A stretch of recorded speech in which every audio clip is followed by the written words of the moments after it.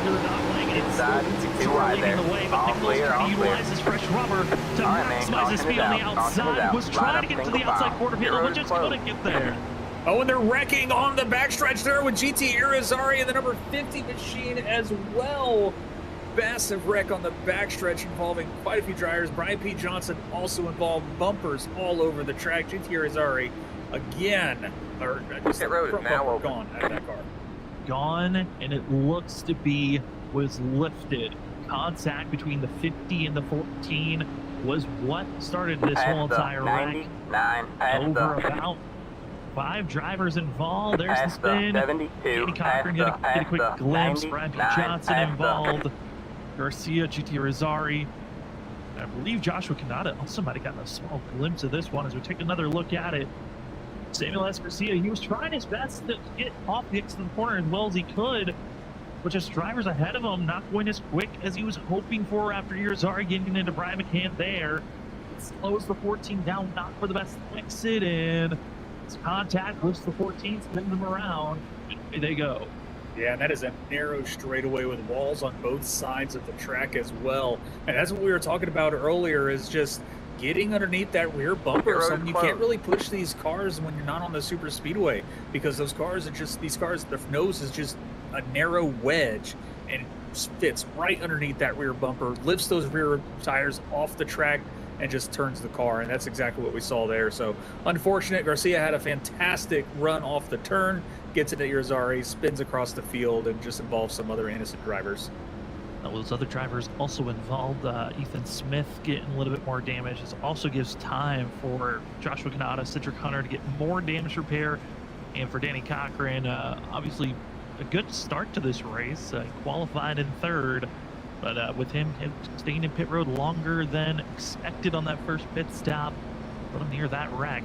He has to deal with even more damage for himself. The field gets making the decision. Do you want to pit here and maybe top off for some? And that will be the call for the 12 of Kyle Rochelle. Nobody else going to be taking that opportunity. All right, man, we're going green next time. We are about to get all right, that man. one to Line go up on the outside indicator. road Now, now. Richard, you've had 2 quick cautions now. Are you expecting drivers to maybe settle down here? Are we expecting that same? Well, got to make the pushes now because we saw how that long green flag run went.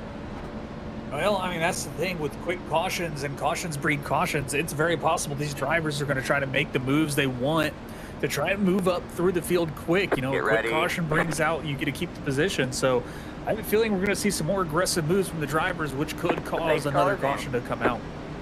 Who is willing to take the gamble as pace car pulls off? Track over half of the track. We got a pace before you get to go green. All this time thinking about when you want to go, who on the inside is going to take the dog leg. Can you trust the driver below you is also going to go maybe a little bit further down the dog leg, so maybe you can take an attempt if you're on the outside. Green. Things to question, things to wonder. But up front, it's Vincent Sora entering the restart zone, and we are green once again as the field across the start-finish line now scattered to the inside. Multiple drivers trying to utilize that cutting of the distance. It works out for Sora. The battle for second is running back on as Nichols not as good as a launch as he did the previous restart. He's got to battle out for second place. Jake Nichols going to have to battle Thomas Green there for second place. Green on the inside. He's challenging, trying to get around and get control of that second position. But Jake Nichols working hard on that outside is still going to be side by side. Green's going to cut down into the dog leg, try to get fully in front of Jake Nichols. And he's going to be able to do it going into turn 1 here, as Elwood is going to fall on the inside as well, and he's going to be able to clear Jake Nichols. Jake Nichols back to P3. He's got a great run off the turn down of his backstretch. We'll see if he tries to make a move here in turn 3. And no, it will just sit, and he will figure out, try to defend, but no, Alan Elwood on the inside trying to challenge Jake Nichols for that third position. Thomas Green in the 31 is just throwing haymakers right now. He is trying to find any opportunity to go for the lead position as Alan Elwood will take the fastest lap of the day so far for the 5 machine. He is trying to find a way to stay stable. Will get by Jake Nichols for third place. The 5 emerging as a driver to watch out for now. And a little bit of a scare just 2 laps to go through the dogleg. Got very squirrely for the five machine. But since that moment, he has looked the most stable out of anyone. Watch out for Elwood. That's the second fastest lap of the day, back to back. He is burning those tires down. He's trying to get up through this field, and he is just driving as if there's nothing left of this race. So I don't know if he is intentionally trying to burn these tires up or if he's figured something out with how the tires wear out, but he is working that car, trying to challenge for second place. Looks to go below Thomas Green. Didn't have enough run as he's going to fall back in line as they go into turn 1. Outside. Green. We'll see if he gets a run, try to make it back. One outside. Sorry to see some of those names. You're clear high. Clear high. Come on. Into the top 10 here this evening, but trouble for a driver further on back. The 24 Vale Fonseca, a bad exit at turn number 2. Jostles the 24 back deeper in the lead and was battling for 10th place. He'll be back in 18th position around a lot pretty wide racing. And drivers got to be careful in this moment in time. The 22 of Jordan. That's a good unit.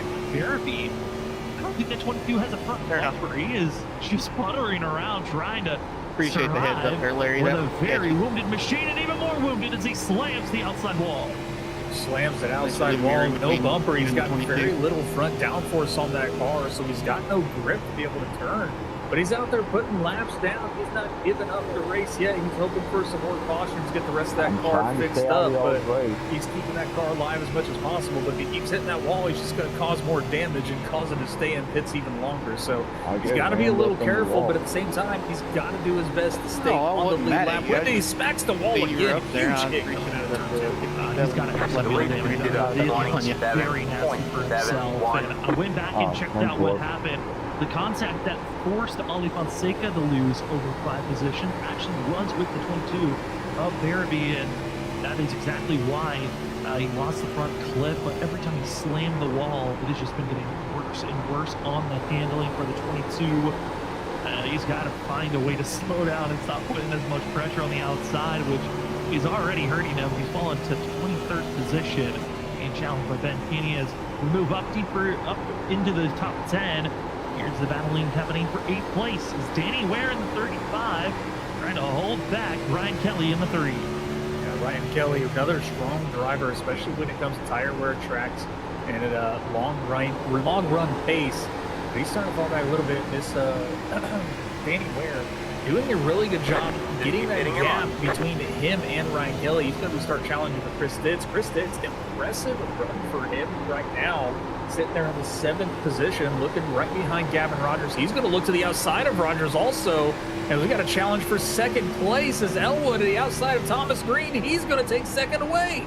Alan Elwood, where was this speed in that first run as he closes the gap in on the entry of turn 3?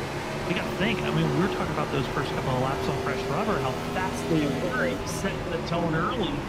Maybe the tire wear was going to just fall off of the 5 machine. Well, currently he still has the pace to challenge even Vincent Sora at this time, as Elwood Designs as a whole team also performing very well. You've got Alan Elwood currently here in 2nd place. You also have the 35 machine of Danny Ware in 8th and Shane Terry in 10th. They are cruising right now for the trio as Elwood find just a little bit of a glimpse to get to a quarter final here to figure out a way to find Vincent Sora, who currently has led every lap so far here tonight.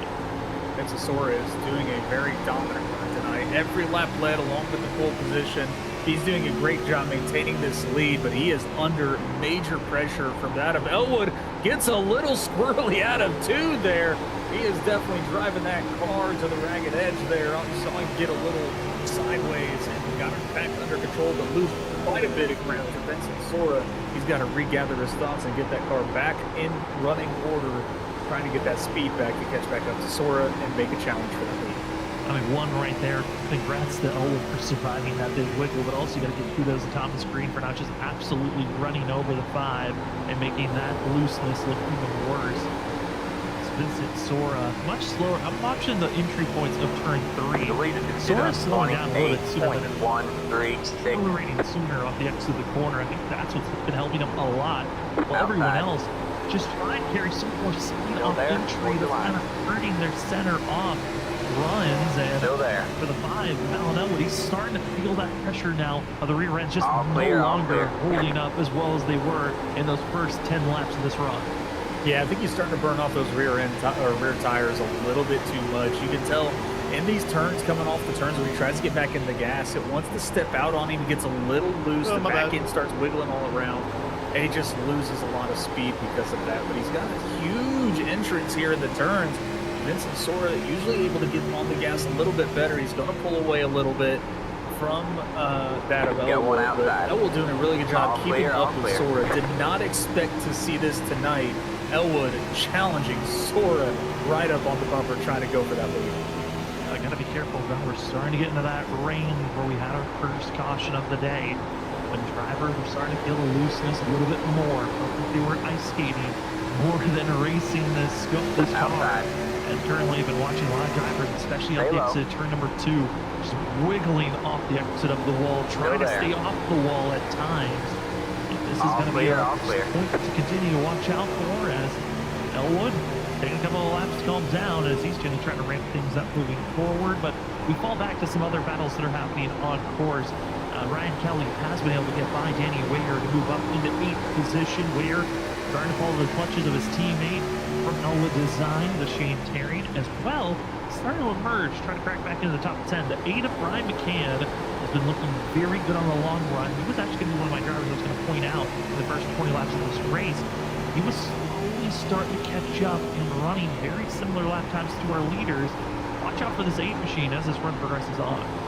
Yeah, he's doing a really good job of looking up this field. Ryan McCann, I mean, he's lost 2 positions so far from his starting position, but he's made his way back up through the field from falling back a bit. So he's doing a really good job maintaining these tires. He's got Shane Terrian in his sights right now. He's just waiting for the right moment to make a move. He's going to look low, trying to get his nose underneath there of the number 9 machine. Not quite able to get there yet, but Ryan McCann just biding his time, waiting for that perfect opportunity to get around Shane Terrian. And now they've been having this run. I'm going to give an update as the pass spread again, trying to get underneath the 9 of Shane Terrian. Might enable Zach Hall to get by. I do want to give an update on Larry Yingling, the one driver who decided to take 2 tires on our last pit stop. Currently is falling all the way back to 20th position. He restarted when he took 2 tires back at 14th place, so he's only lost a handful of positions. But he is well off the pace of our leaders. I think this could be a sign for the rest of the league. 2 tires. I give you track position, but you are really not able to defend for anything, especially this late in the run.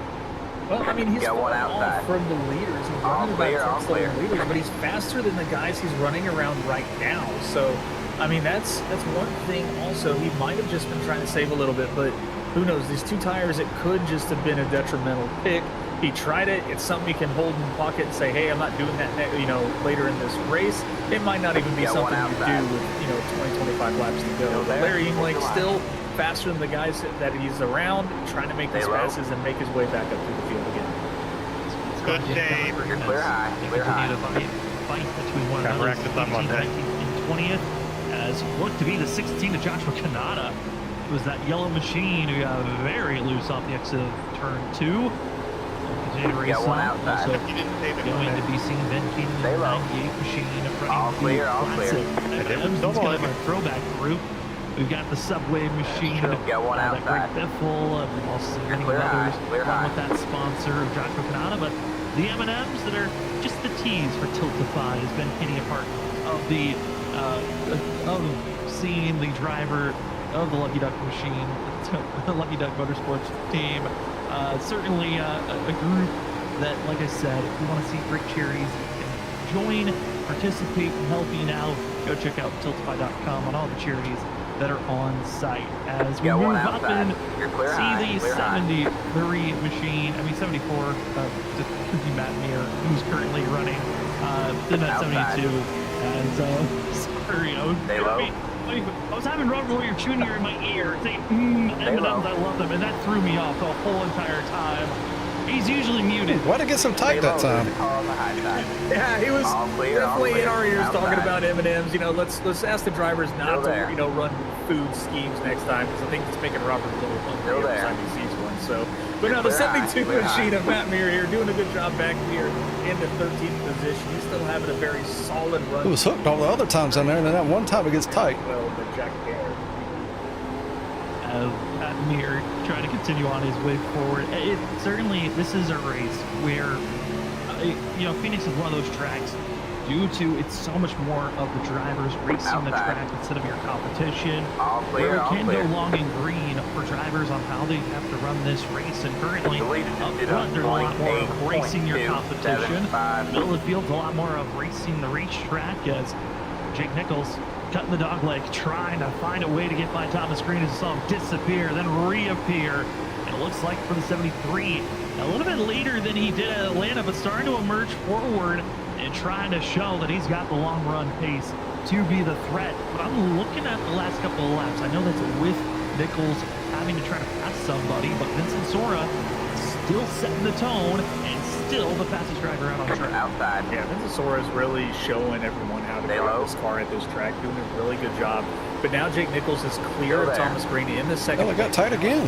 All clear, all clear. We're watching him challenge in second. He's back in fifth now, being challenged by Gavin Rogers for that position. But Jake Nichols, now he's out of the traffic. He's up in second place. The only person in his sight now is that of Vincent Sora. We'll have to see if he can get his times down to catch Sora now. But Sora's just doing a really good job, just extending that gap little by little. And Gavin Rogers looking to the inside of that of Alan Elwood, trying to make this pass. He knows Elwood's used up his tires a little bit, so he's just trying to bide his time and look for that perfect opportunity to get underneath Elwood and get that pass done. Little lap traffic as he's Gavin Rogers attempting to get inside of the Vine machine. Elwood gives the space. Does Rogers have the run? It doesn't look like it. The 5-hole strong for now. And the best match back and forth. Where do you want to go? And that is the fun part of Phoenix, and the fact that they've opened up the dogleg has made it drivable for the field.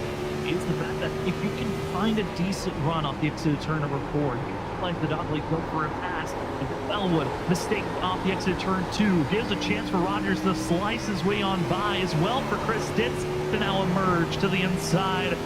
And the 5 machine, from battling for the lead to now just trying to stay near the top 5, doesn't look to be good, as Elwood, he looks to be struggling, especially off the exit turn 2. You just need all the momentum to keep in both positions and also fight to kick spot. Got one inside. Yeah, he did a really good job running up there, trying to challenge Vincent Sora for that lead, but he just used up that tire resource a little bit too much. He's got not a lot of control or grip in those back tires to be able to put down the power out of these turns. You would tell he's just getting loose very often, kind of like Chris Ditz there a little bit, but he just doesn't have the grip anymore to keep up with these guys that are not, using their tires as hard. It's Chris Ditz, a little bit of a blink out, he'll reappear. As Ryan Kelly gets the better launch off the exit of the corner, the 3 says, I will take that position. But can he hold it off the outside? 3, 4. Ditz will utilize the dog leg Outside. From that battle and allow the 3 to drive on through. Stitz, Kelly, how and who can get by the 5 machine? As Chris Stitz, a part of Cody Glencock's music racing team with Ryan Kelly, Larry Yingling, and also the 8 of Ryan McCann, all just trying to make their way through this Got one run. outside. As the 3 Got one make his outside. attempt to go for a pass here. Most of the field pretty spread out. Not a lot of action going on throughout the field here on lap 69. One driver joins the other drivers of Golden Lane. Danny Cochran holding pit road 5 laps ago, and he is officially done, joining Brian Noel as well as Douglas Newbigin. It's 30 laps, almost halfway. And with all of this great racing, I mean, we're looking at the 3, trying to find where he can sort himself. Richard, this has got to be difficult. Got one inside. He's been on this set of tire for almost 40 laps. We've seen a lot of hard diving past to the inside. Some utilize the dogleg earlier. The wear and tear is certainly getting to a point where you're seeing some drivers, if they see a driver is going to go for a pass, they sometimes almost just give it away. Others, like we just saw there, they're willing to fight and almost throw their race away to defend. Clear low, yeah, that's exactly what you're seeing. Alan Elwood, trying to defend that position as he possibly can. Garrett Talmadge up here into 3rd position. He's around Thomas Green, but Thomas Green's still putting the pressure down on him. these drivers, it is a lot to handle with these cars at this track with 40 laps of green flag racing. It's getting to a point, these drivers, you know, it's not an area they've had yet at the race. They've had a few cautions, and they're doing a good job, though, keeping these cars straight and under control. But Jared Talmadge is doing everything he can to keep Thomas Green behind him. Their best. Those are teammates, allies, and great friends for a long time. Thomas Green and Jared Talmadge really had a lot of experience of recognizing each other's tendencies. Not expecting there to be a wreck between those two. Nor am I expecting a wreck between these two, as Danny Ware, under threat from Zach Hall, which is Zach, has been slowly, methodically trying to get himself into the top 10. He's been just outside this whole entire race, but as we get closer to halfway, 32 is finally starting to see an opening, but Ware is doing a fabulous job with the run off to turn 4, but the wiggle through the dog leg, oh boy, what a scary moment that was for both the 35 and the 32. And if they're not careful, Shane Terrian might come in and just take a 2-for-1 meal here and get by both drivers. Yeah, Shane Terrian wants to see this fight continue to happen. He sees the small mistakes both drivers are making. Zach Hall, great heads-up driving, though. When he saw Ware get really loose, he was able to back off and stay out of him, you know, prevent some kind of major wreck and spinning him out. But Zach Hall is definitely getting that nose closer and closer to Danny Ware, trying to let him know, like, hey, I'm here, let me by. And Hall finally able to get around him, but I don't know if he's going to have to run off the turn. Ware still at his quarter panel, but Zach Hall able to complete that pass. Great pass from Zach Hall. Fabulous move for himself. Ware be able to give the space, and I think because we do race on the virtual side of things, those close battles and close passes, always nerve-wracking with the underlining threat of what we call netcode, where your internet service can kind of give you an invisible bubble that can wreck someone else's car that you didn't even mean to do. And so, as someone who's seen so many netcode wrecks, those type of passes are probably the scariest ones to watch, because you don't know if things are going to go wrong or if it's just going to be a clean pass. Yeah, it is definitely a high stress and a high chance of an issue happening. But Zach Hall felt confident. He was able to keep that car still far enough. I think he was still far enough off to not really have a netcode situation, but we've seen some pretty egregious netcode situations before. So it's scary doing something like that, getting that close to another car, because you never know when the internet will pick up and, you know, hit someone who didn't actually hit him. So, but great job for him. He was challenging as hard as he could, got around him finally, but Ryan Kelly moving up through the field as he has got Alan Elwood in his clutches now, with Chris Stitz lurking there behind as well. Also starting to close up on Gavin Rogers for 5th place. All going to be single filed out as they continue to race back and forth, side-by-side battle that's happening. It's the one right here. You've got the 10 of Jan Van Leer, as well as Matt Neer going back and forth, 14th position. And I said maybe his race was over with the way that he fell back. With the 67 of Larry Yingling, he took 2 tires, and he might take 2 spots. Try to get by Matt Neer on the inside, try to find an opening to get by Jan here, as well as seeing Ryan Kelly in the gray, number 12, working the inside group. Yeah, doing a fantastic job. Larry Yingling is moving his way up into the top 15, trying to get around Jan Van Leer for the 14th position, but Matt Neer sitting right there, and Kyle Rochelle also, they're looking for a chance to get around, but Larry Yingling has been slowly picking off cars one by one on this 2-tire strategy that he had. He was able to just fall back a little bit and save those tires, which is impressive work. I'd be interested to see what his left side tires look like when he comes in. Stay low. All clear, all clear. As well. The leader just did a 28.299. Frankie Johnson, who was involved with earlier wrecks. But as they've single filed out, we'll go back to some of the great battling up front for 6th position, as Alan Elwood, Ryan Kelly to continue to bicker back and forth, but it comes to a loss. Gavin Rogers, he's able to pull away for the 1 machine. Yeah, Gavin doing a really good job, able to take advantage of them fighting for that 6th position. He's pulling away. He's starting to get Thomas Green within his sights. He's closing that gap little by little. But we have got to be expecting some kind of pit stops here soon. I'd be curious to know what the drivers do, and who's going to take 2 tires or 4 tires. But if they run this tank out, I guarantee it'll be 4 tires stop for everybody who comes in. But yeah, Gavin Rogers doing a great job catching up to Thomas Green. Thomas Green has been slightly falling back little by little, and it's just almost within the clutches of Gavin Rogers. Yeah, I'm usually looking at the tires. You're talking about when you're going to go into the pits. When you look at the differences in time, looking at mile courses, it's about a second and a half to 2 seconds before drivers really start to hit pit road. Currently for Sora, he just started being about a second slower than his fastest time that he put down here tonight. And compare that to other drivers that are closer to about a second and a half off their fastest time. So we are emerging here very quickly. Drivers hitting pit road. Thomas Green continues to try to defend over Rogers and Elwood. Fueling up now should get us to the finish. Go as continuing to see 83 laps in.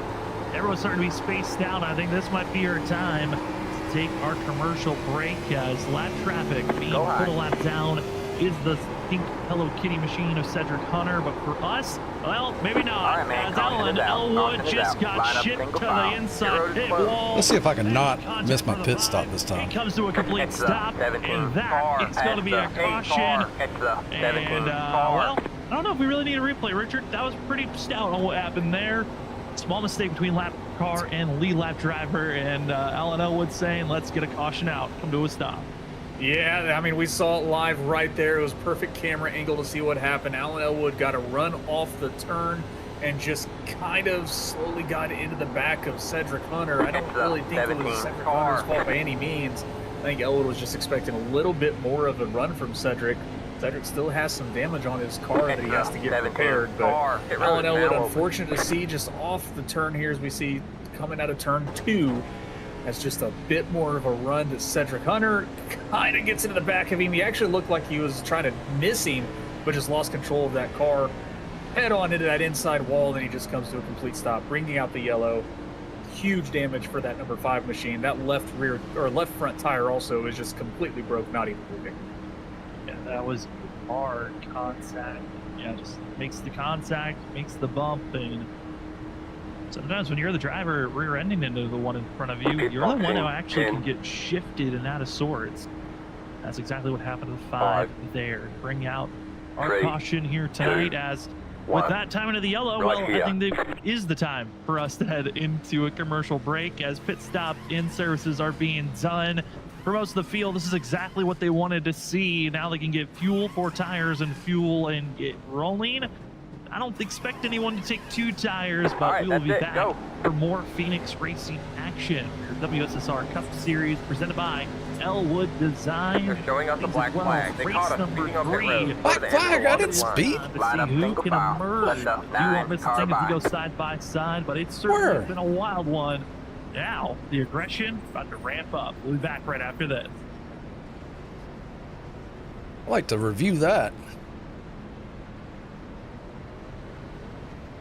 Let the 32. I make it all the way back up to when the yellow flag came top out. 10. Let the 35 car by. Let the 24 car by. He had the position when the yellow flag came out. Let the 67 car by. Let the 72 car by. Let the 12 car by. I'm back in 16th. Let the 98 car 17th, by. 18th. He had the position when the yellow flag came out. I can catch a break on the pits. Next time by.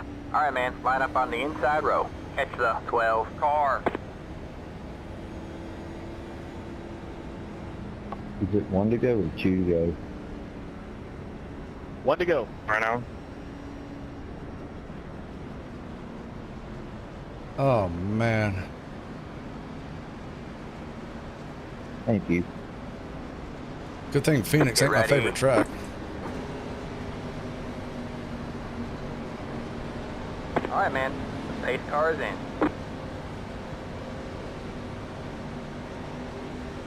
Let the 16 car by. He had the position when the yellow flag came out.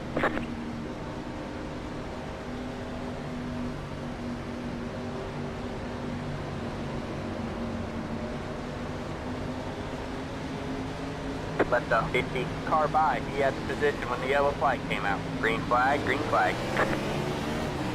The leader just did a 8.867 inside. Stay high. Clear low, clear low.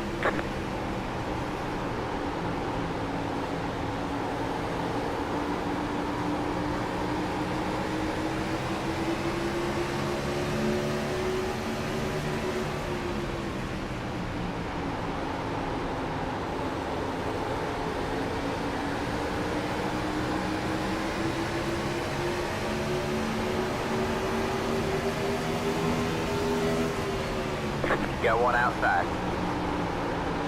Stay low. Stay low. Stay low. All clear, all clear. Got one outside. Still there. Still there. Still there. All clear, all clear.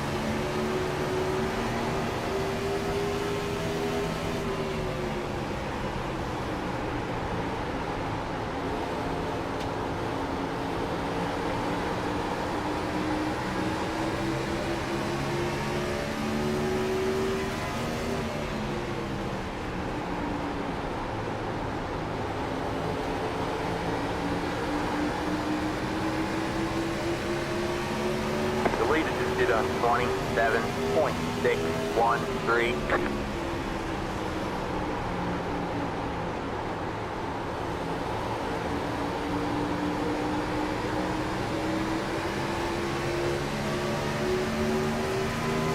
Got one outside.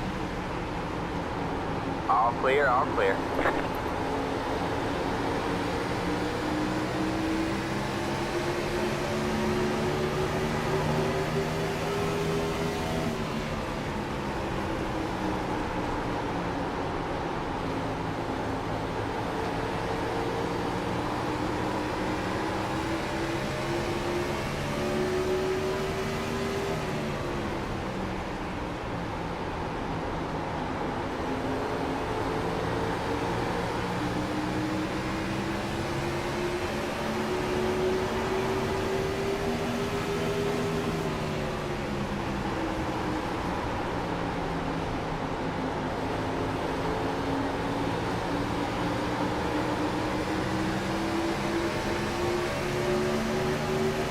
Got one outside.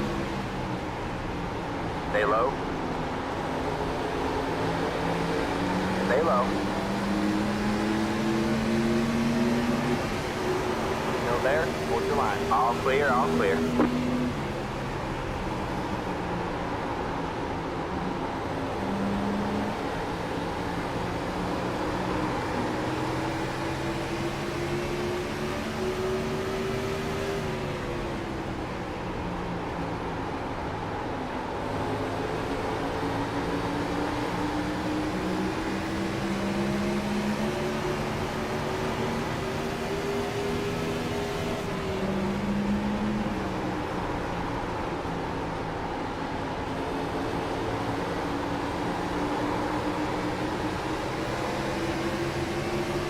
Inside. All clear, all clear. Welcome back. Attempted passes for the lead have been going on in this side-by-side. Not the case of a complete pass, though, as Jake Nichols going to be Jared Talmadge in third. Going to be fourth is the #1 machine of Gavin Rogers. And fifth is Chris Stitt. Stonks fell all the way down to 6th position. We'll see how that 31 wants to emerge going forward. The battle for the lead. It's where we've been really keeping our eyes on most of this commercial break. Curious, Richard, on the fact of watching Jake Nichols versus Sora. This battle is so interesting on kind of sense that Nichols might have the faster vehicle. Sora's defensive plays have been perfect so far. Yeah, we were kind of talking about it there on the break there. Vincent Soar is doing a really good job at controlling this race. He's controlling how the drivers are entering the turns because he's getting such a great ride off the exit. But, I mean, Jake Nichols, he's doing exactly what he needs to do in 1 and 2. He drives the car a little hard at the outside. He gets that straighter run going down that back stretch there. And he gets underneath Vincent Soar, but what Soar's been doing, he's been cutting off the exit. But this time, he is full on the side of Vincent Soar. I don't know if he's going to be able to do it. He will have him on the outside. He's still great defensive from Vincent Soar. Taking away the lines from Jake Nichols as we got a spin in the back. It is John Von Leer on the back stretch there. Spin sideways. Spun back around and brings out the yellow. Looks to be a little bit of help. The machine that spins the down. They were going back and forth. Vincent Sora, Jake Nichols. I think for Nichols, he's got to be kicking this moment. Just feeling like that was his opportunity, his first real chance. Vincent Sora, but stolen away because of this contact. Exit at turn number 2. The 8 gets a good run. And the 10. I mean, there's a little bit of net code there, but the way they were going at one another, I think there might have been contact incoming. Yeah, a little bit of contact possibly, but yeah, like we were saying, a little bit of net code. We were talking about it earlier, where the internets just don't kind of line up with each other. We were in a derby. There's contact that's made, but it's not physically made or visibly made, as you can see. He does look a little loose coming off the turn, and just a little bitty tap. I don't know, that could have been actual contact, but I think overall that was net code with how violent that spin or the spin out was. But then head on into the inside wall, we saw that a couple of times tonight already. So huge damage for Jan Von Leer. He didn't get too bad of damage. Fixed and back out on track for himself. Get those mirrors done, and you will join other found out the speed this time. Issues here tonight. You only have 1 set of cars remaining. 3 drivers officially out of this race. Danny Cochran, Brian Noel, and Douglas Newby. I don't think he got any damage off that, so maybe he's not too mad at me. Jordan Barabee, as well as going to be GT Rosari and Ethan Smith, all dealing with being a lap down, joining Alan Elwood, who's currently 17. 2 weeks in a row I wrecked somebody. Sora, well, he's stuck with 4 tires. Same for Jake Nichols, but there's a new driver emerging up front. Zach Hall taking 2 tires. Matt Meir, 2-tire call. And as well, Chuck Sweeting going to be taking 2 tires. Here's our race report if you're just joining us right now. We've had 4 cautions in total here this evening. This is our first lead change of the night, as Vincent Sora has been in complete control, but Zach Hall, now our newest leader with taking 2 tires. Yeah, the 2-tire strategy call for Zach Hall here. He's going to see what it can do. Might have learned something from Larry Yingling. So going to see if this can work out. I just don't feel the track position is that huge here at Phoenix, but Zach Hall's going to show, probably make me eat my words here. We'll have to see what he can do. But Vincent Sora has been so strong, so dominant. Jake Nichols has been so fast. I just don't see the 2-tire working out for Zach Hall in the long run. Well, Space Car pulls off. We want to give a quick thank you to some of our amazing sponsors. We already said thank you to I just wrecked another person. Lucky Duck Motorsports. We want to say thank you to a returning sponsor from our last couple of seasons, GTR Simulators. Head on over to gtrsimulators.com. Use the promo code WSSR for 10% off a $100 or more purchase. Don't miss out on your chance to upgrade your rig and race like the pros at GTR Simulators. Into the restart zone, and Zach Hall, 2-tire call. Will that work for the 32 machine, or will he be absolutely swamped by everyone else behind him? One in the wall. Also the 72, he better be careful because he's got drivers that are 4 wide behind him. All defending for now, but he's looking loose on the outside, and Sora to the inside groove. The 15 takes the lead as they're 3 wide, battling for second place. Now going down into 2 wide. Hall, I think, might have just seen why 2 tires is not the comfortable feeling you want to be in. He needs a quick caution, or at least hold position until we get a caution within the next 15 laps. That could be perfect for the 32. But Richard, Vincent Sora's back to the leading spot, but Hall is still in danger. Yeah, Hall is just losing time here. That 2-tire stop, I mean, it's quick. You can get track position. I just feel like we saw it just makes that car way too loose. Those right side tires have way more grip than those lefts, and it just wants to shift that car around. And you can see that rear end still trying to step out from Zach Hall there. He's working that car, trying to keep it straight. The 73, Jake Nichols on the inside of Vincent Sora. He might be able to get the pass done, but Sora on the outside. He's going to have to run down the backstretch, but they're still going to be side by side. I don't think Vincent Sora's going to be able to defend this position. Jake Nichols might be able to get the pass done, and we'll have a new leader for this race finally. There's a chance when he's going to cross the line to be the leader, and across the line there, Vincent Sora was ahead by 35 hundredths of a second. He continues to lead for now as Nichols another dive bomb move. Recognizing how important lead position is. Finally going to be clear over Vincent Sora. The first time working on wrecking another car here. Over racing conditions. Vincent Sora has been passed, and Nichols, third different leader tonight. And what a move it was to put the 73. Got a Marrow loose. It was a great got to back off. 73 of Jake Nichols. Got my tires hot now. Vincent Sora, who's dominated this entire race up to this point. And now Jake Nichols, he's got clean air. He's got nobody to worry about except those guys around him here. So all he has to do is worry about hitting his marks, drive his race, and make everybody else try and make the pass around him. So he can sit here and say tires are going to control what the field does.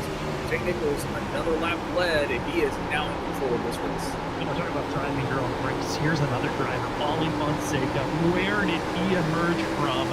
The 24 machine, coming up to 40 laps to go, and Ollie is in fourth. The 24, sorry, the only back in fifth position, up 21 spots, our biggest mover of the day, and it wasn't because of a gamble of taking 2 tires.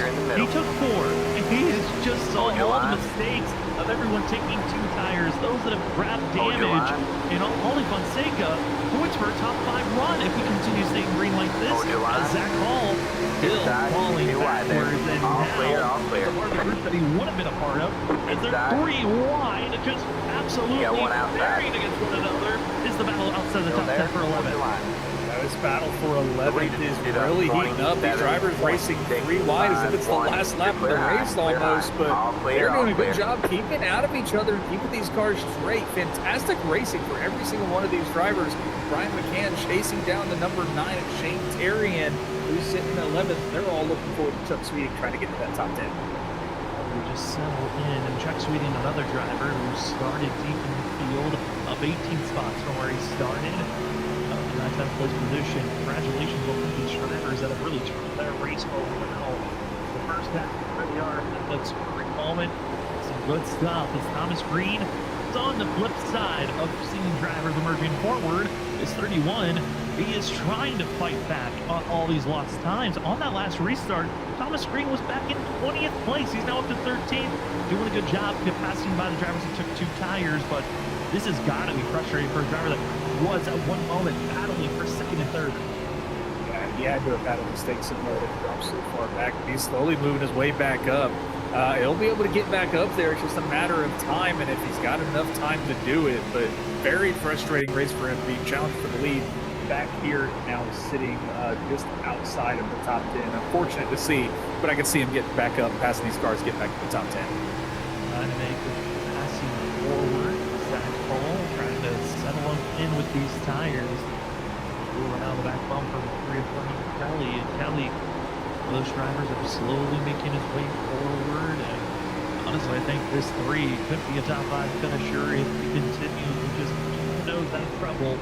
Watching the competition ahead of them just overcook their tires, but by the time we'll be left in this race, it's dwindle away as a battle for fourth is starting to emerge. Ollie Fonseca, maybe a top 5 isn't in the cards as he's got Gavin Rogers and Coach Chris Stitz bearing down. Oh man, almost hit him. Non-sponsored machine. Ollie Fonseca doing his best to hold spot, and if Thomas behind me almost hit me because of that. What a screenshot of this vehicle. Not sponsored to start the season off. Clear low, clear low.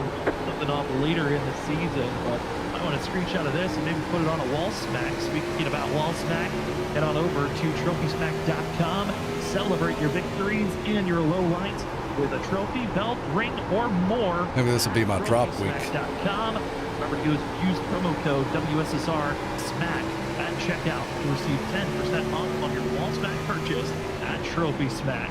As the 24 defense continues, and Richard, I mean, at this point, this is the aspect of Phoenix that we've seen so far. You get into this long green flag run, these next 5 laps is a waiting game of who's protecting their tires and who's overbearing, pushing, and putting too much heat into this rubber. Yeah, this is where it's going to really decide who's been doing what in this beginning part of the race. As Matt Muir gets a little tap from the car behind us, Brian P. Johnson, I believe, just gets it around there to keep it going straight. Hard racing from these drivers back here in the 16th, 17th, 18th position with Joshua Kanata there the inside. But yeah, we're going to have to see which drivers have been doing a good job saving. And if they've been saving, now it's just a matter of time of playing that chess game, waiting for the exact right moment to make your pass so you don't continue to burn those tires out. Do you make a pass on the outside, inside, or do you follow the driver in front of you? A lot of decisions for the 28, but also in front of them. You got some racing going on right here. To maybe avoid a potential wreck as Thomas Green, Shane Terrian, and Chuck Sweeting. The battle for 10th is now on. As the 3-horse battle for that position. Chuck Sweeting will back out. Terry and Green, they continue on the overbearing positions as well as going to be the Sheen O'Brien and now throwing his hat into the mix here to try to get into the top 10 here late. Yeah, Brian Buchanan finally back up here running, trying to get into the top 10. Getting around Chuck Sweeting now, but Chuck Sweeting still fighting hard on that outside as Shane Terrian just got passed by Thomas Green here in turn 3 and 4. Still there. Shane Terrian, he's going to have to concede that position. Thomas Green still moving forward, back within the top 10 for Thomas Green.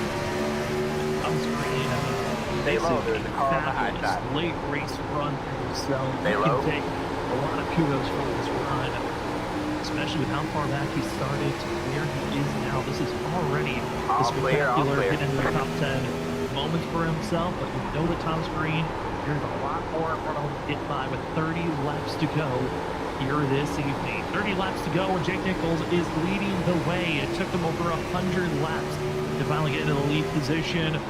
Took that, get some fresh rubber, couple of restarts attempts, and finally was in the motion to take the lead over Vincent Sora. But for Sora, he is still within less than a half a second to our leader. The question, though, I have to put in question, Richard, is you saw Nichols make the pass with a very clean pass. You defended as well as you could. You guys didn't make any contact, but a win here tonight could really set the tone for you. You saw for Vincent Sora, you lost the race last week at Atlanta between Nichols because of the bickering between the 15 and the 1 and and John Ford. I'm curious on your thoughts for Vincent Sora's mindset. If he gets close enough for a attempted pass, do you just stick it and be clean, or are you going to do everything to get a win here tonight?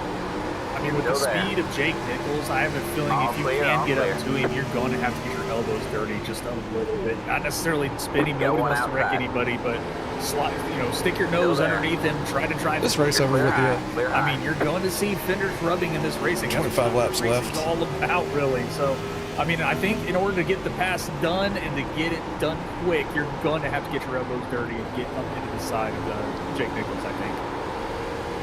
Everyone is getting in line. Maybe major last passes of the night. Continue to fight. We'll look back to the Arizona native, Gavin Rogers, who still is in 5th place. And for this one machine, he was able to get the Sim Precision Prince trophy with last season's win of the WSSR Cup Series. If you'd like to go check out some of the other great products that Sim Precision Prince has, head on over to simprecisionprince.shop. Remember to go use the promo code WSSR at checkout for 10% off for $50 purchases or more. But this one machine, I mean, he's now under threat from Chris Stitz.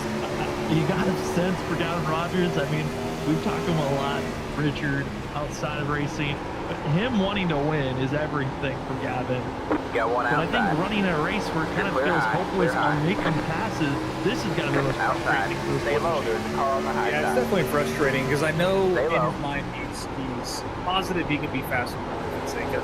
So if he's struggling to get around the 24, is definitely disheartening for himself. I know Gavin very well. So, and yeah, winning is everything to Gavin. He gets he's so hard on himself when he doesn't win sometimes, but it's it's really good when you realize that you've had such a consistent run, which is how he was able to win the championship last year. So you see, keep that as in mind. But Ryan McCann making the pass on Shane Terry and here underneath. McCann moving up into the 11th position. Now his sights are set on Danny Ware in the 35. See if he can catch up and get to that top 10. Danny Ware trying to continue pushing forward if possible, but again, that last lap was faster than that 35 machine. And anyway, to see all the different battles that are happening on track, Danny Ware trying his best to catch up. Ryan McCann, really at the last lap, ran down very quick. Thomas Green The leader just did in front of this 35. He might be the one to watch out and try to emerge to continue moving forward. I am shocked on how quick Thomas Green is still looking.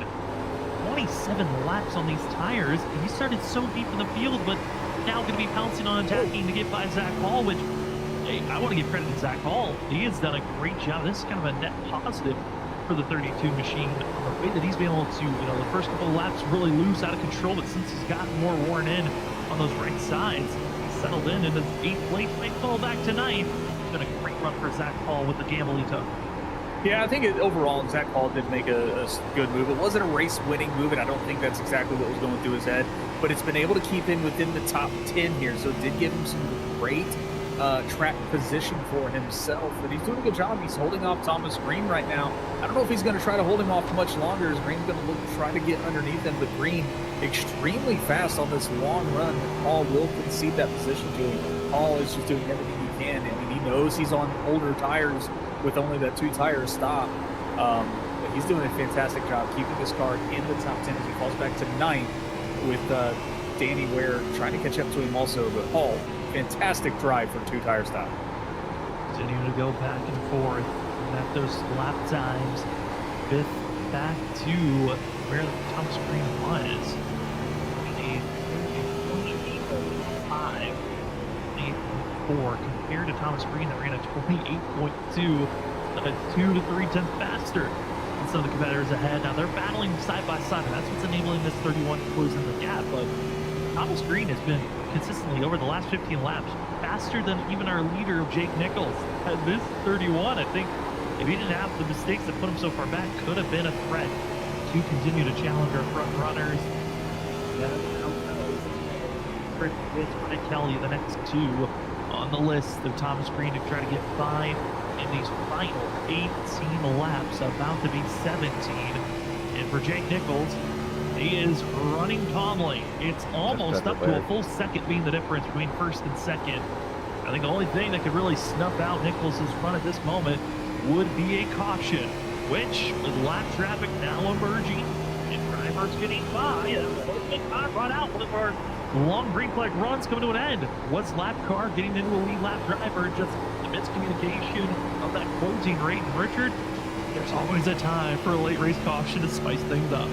Oh yeah, late race cautions can definitely make this race be completely different than what we're seeing right now. We're definitely seeing Jake Nichols kind of walk away with this race right now, as we saw, kind of with Atlanta as well. Vincent Sora just doesn't seem to have the pace to keep up with him anymore, even to catch back up. But I mean, yeah, a caution right now. I mean, Jake Nichols, he doesn't want to see it. The next flag he wants to see is the white flag, because once that drops, there is no more caution. The next flag will be checkered. So Jake Nichols is hoping the next flag he sees is white, but with a lot of drivers, Ollie Fonseca having a huge moment there with some lap traffic with the 22.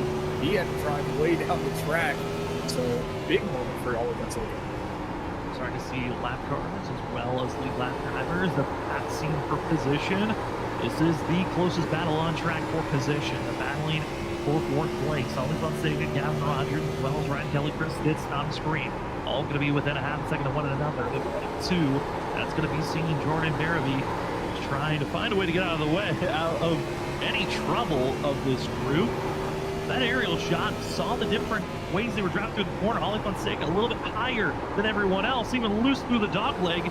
This 24 is not safe, and with 14 laps to go, this is a wounded 24 machine that's got to do everything to hold back the Wolves. As Gavin Rogers, great run off the exit of the corner, but he had to back out, gives Kelly a chance to the inside.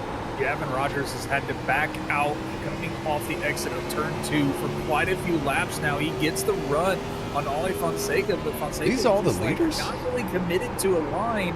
Gavin tries to look outside, but Ollie slowly closes that door, kind of like a lazy block is what it seems like. So Gavin has to get out of the gas, and it just loses we're 7 seconds back. That's why Ryan Kelly's been able to catch up to him, but Gavin is just stuck behind Ollie Fonseca doing everything he can. He's going to dive it in. Almost gets into the back of Ollie Fonseca, but he's now underneath him. Hopefully he can make this pass clean. But Thomas Green also looking under Chris Stinson. He gets loose coming out of 4. And it's all back in line. No passes were made. All 5 drivers with all the drama. Nothing changed. With all of the stairs, they're still in line heading down into turn number 1. And it's interesting to see Ryan Kelly. He's trying to set up with different opportunities. He's entering a little bit higher through 1 and 2, trying to exit on turn 2. Ollie Fonseca just will not allow anyone to get to the outside. He must defend to make sure no one can get a better run than him off the exit of the corner with 11 laps to go. Jake Nichols still looks in complete control. It's a 1 second gap between first and second and third. A lot of gap building between there. We keep our sights on this close action. 5 drivers, 5 positions. Who can grab the speed? Because looking at the danger, Ollie Fonseca, I'm keeping an eye out on the way that he entered through 3. It almost looks like he's kind of breaking. Getting tough to drive. Forcing Gavin Rogers to slow down way more than he wants on the entry of turn 3. Yeah, it's what it seems like ever so slightly, but like Gavin's also, like he's trying to get around Ollie Fonseca, but he's getting huge pressure from Ryan Kelly behind him as well. Let alone even thinking about making a pass. Trying to get around Ollie Fonseca, but then it just dies. It's like Gavin just kind of lets off. I don't know if they're just both playing this game of 4th and 5th, but Gavin just not able to get the run he needs to get around Ollie Fonseca. Fonseca doing a fantastic defensive drive here, maintaining this 4th place position for himself. A fantastic run for Fonseca. And Gavin Rogers shipping it to the yellow line. He'll keep it low, almost to the apron. It's not he'll get to the inside. He just hits a wall. I mean, every single time he gets to the center of the backstretch, it's like it completely hits a parachute that backs him off. Once again, Ollie Fonseca, though, with a late mistake, exposed that outside wall. Here's another opportunity for Gavin Rogers. He's open for Fonseca to block the inside a little bit more. But Rogers trying to get to the outside quarter panel. Fonseca's got to defend the outside, then the inside. And Kelly, because he went so low, he lost all exit speed. And they continue to stay in line. This is excellent defensemanship by Ollie Fonseca. It really is, and Gavin, you can see he's trying to get that outside line working to get around Fonseca, but it's just like in the middle of the turn, like you were saying, it's just like he hits a brick wall of speed, and he just loses all that momentum. His forward momentum just kind of dies. It's like right there, he gets right up to the back of Ollie Fonseca. He is gaining just a little bit. He is going to look to the inside. He ships it to the inside. He's side by side. But again, Ollie's got that outside line. He's going to have the momentum out of turn 4. And he checked up there. Stay in front of Gavin Rogers. This has got to be. No, I almost hit him. And now here's going to be the next hard question. Where does Cedric Hunter go? I guess I'm going to let Larry by now. Rogers is going to go high, but with the lap car so close to the outside wall, it forces Rogers to just kill that momentum.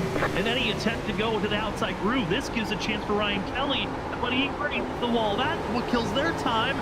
And everyone's back to being spaced equally between one another.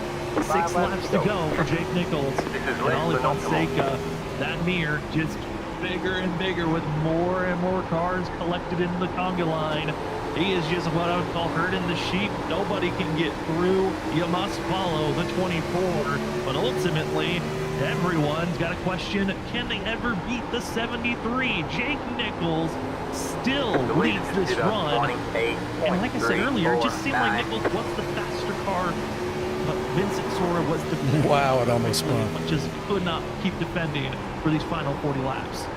Yeah, Jake Nichols finally figured out the best way to get around Vincent Sora, and he did it. He executed flawlessly as Sora is battling that car. You saw him get a little loose there in the background, but he's doing everything he can, try to get the speed back, try to catch up to Jake Nichols, because time's running out. 3 laps to go as they cross the line right there. Jake Nichols in control of this race and is looking to go back-to-back wins here at the WSSR Cup Series. 4 different pole setters, clear, 3 all different clear. pole setters to start the Outside. season off with All clear, Ryan all Kelly, clear. Jake Nichols, Zach Holt and John Forbes. And as well, Vincent Sora grabbing a pole here tonight. We could be seeing just only 2 different winners to start season 12 off with Ryan Kelly and Jake Nichols. Nichols got the win last week in Atlanta. It took him 40 laps to take the lead, and he never looked back. Here tonight, it was the final 40 laps when he finally took the lead and never looked back. But up to the flag stand is where Nichols is going to be staring off the exit turn number 4. The question of could we keep it clean and green to finish out this race? Well, there's the flag stand, there's the white flag, and that will be your Sim Precision Shop white flag out in the air for Jake Nichols. It was certainly a night of could it be Vincent Sora getting another win here at Phoenix to grab his 4th? Well, no, it's Jake Nichols up front getting his marks and just proving that he is going to be the driver that everyone has to beat.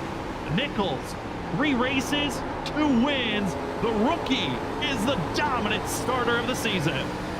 Great win by Jake Nichols as he takes back-to-back wins, Atlanta to Phoenix. Get me out of here. And he will win his 2nd race here in the WSSR Cup Series.